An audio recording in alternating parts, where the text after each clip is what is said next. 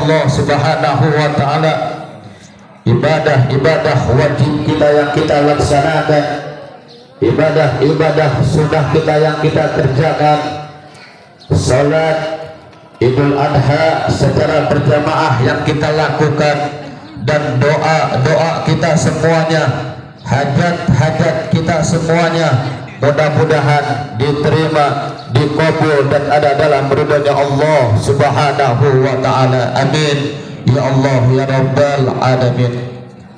Salawat berserta salam tidak lupa-lupanya selalu terlimpahkan, selalu tersanjungkan kepada baginda kita, manusia yang paling agung, manusia yang paling mulia dunia wal akhirah, manusia yang nanti bakal menyelamatkan umatnya, menyelamatkan kita di hadapan Allah tatkala kita disidang dikumpulkan di padang mahsyar.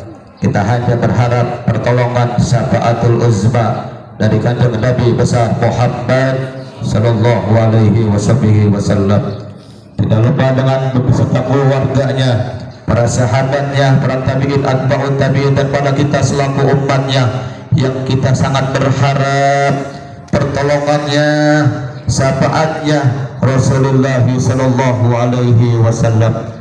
Mudah-mudahan kita diaku sebagai umatnya Nabi besar Muhammad sallallahu alaihi wasallam. Amin ya Allah ya rabbal alamin. Allahu akbar, Allahu akbar, Allahu akbar, walillahil hamd. Alhamdulillah wa ala ni'amillah wa syukurillah. Pada pagi hari ini kita masih dikumpulkan oleh Allah, kita masih diberikan kesempatan untuk melaksanakan Idul Adha, sholat berjamaah di tempat ini. Mudah-mudahan apa-apa yang kita laksanakan ibadah pada pagi hari ini diterima dan mendapatkan ridho dari Allah Subhanahu wa taala. Amin ya Allah ya rabbal alamin.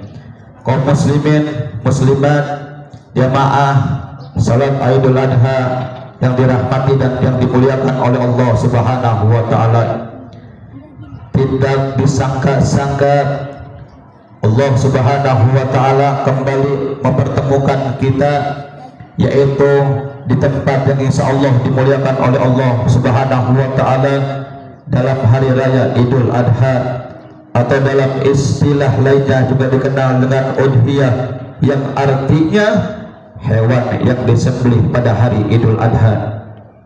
Kaum muslimin muslimat yang dirahmati oleh Allah Subhanahu wa taala, apa sih Idul Adha?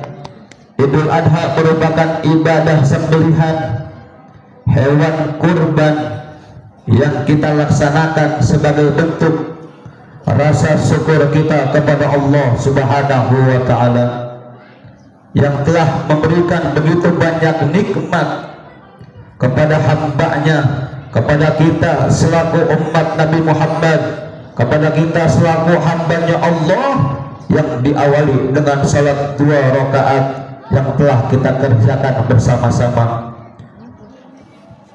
Allahu akbar, Allahu akbar, walillahil hamd. Di dalam Al-Qur'an Allah Subhanahu wa taala yaitu berfirman, yaitu a'udzu billahi minasyaitonir rajim. Bismillahirrahmanirrahim. Inna a'tainakal kautsar fasholli li rabbika wanhar inna shani'aka huwal abtar. Kata Allah Subhanahu wa taala, maka dirikanlah salat, dan Allah Subhanahu wa taala juga memerintahkan kita dan berkurbanlah. Selain dari ayat di atas, syariat Idul Kurban juga dapat kita lihat di dalam surat Al-Hajj ayat 36. Allah Subhanahu wa taala nyatakan di dalam Al-Qur'an, ya Allah berfirman, a'udzu billahi minasyaitonir rajim. Bismillahirrahmanirrahim.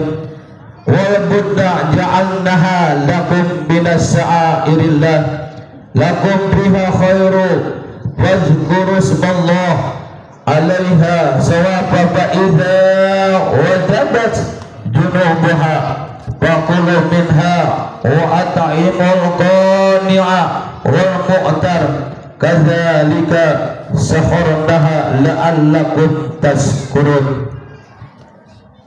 Allah Subhanahu wa taala yaitu berfirman dalam ayat tersebut, yaitu dan unta-unta kami jadikan untukmu di bagian dari syiar agama Allah Subhanahu wa taala. Kamu banyak memperoleh kebaikan, kamu banyak memperoleh rezeki dan kesehatan, maka sebutlah nama Allah ketika kamu akan menyembelih hewan kurban dalam keadaan berdiri dan kaki-kaki telah terikat untuk melaksanakan penyembelihan. Kemudian apabila terah rembah telah mati, silahkan dibagikanlah hewan-hewan kurban itu kepada yang membutuhkannya atau kepada masyarakat yang di sekitar kita. Allahu Akbar, Allahu Akbar, walillahil hamd.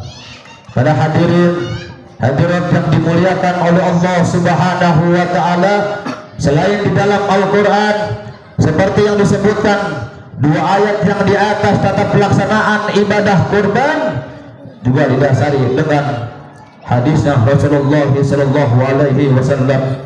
Bahkan salah satu dari hadisnya memberikan peringatan kepada kita yang enggan menjalankan ibadah kurban, yang diriwayati dari Abi Hurairah radhiyallahu anhu berkata bahwa Rasulullah sallallahu alaihi wasallam bersabda, barang siapa yang memiliki kelapangan rizkinya tapi tidak menyembelih kurbannya dan tidak melaksanakan kurban pada hari Idul Adha, janganlah engkau mendekati tempat salat kami, kata baginda Rasulullah sallallahu alaihi wasallam. Hadis riwayat Ahmad Ibnu Majah dan Al-Hakim.